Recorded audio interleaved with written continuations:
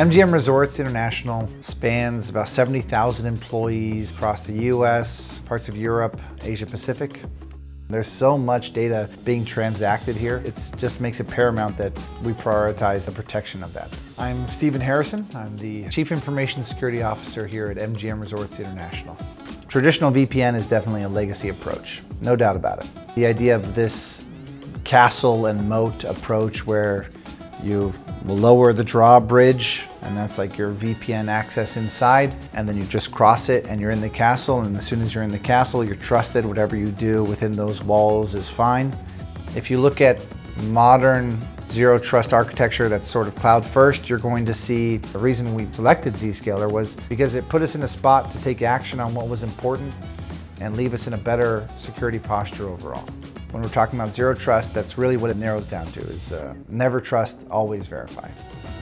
For us, the difference was the time to value. We deployed Zscaler extremely fast.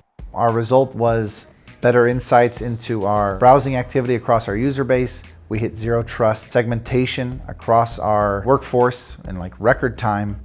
And the day-to-day maintenance of this solution with data loss protection, with insights into our applications, all of these were really quick and easy wins from our perspective. And the time to get there with competitors in this space was months, if not like a year longer than it would have taken us with Zscaler.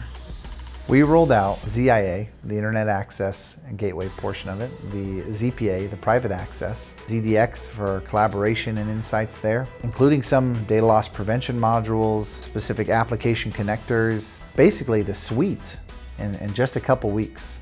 We're talking about like day one when we start deploying this out, we're seeing that value.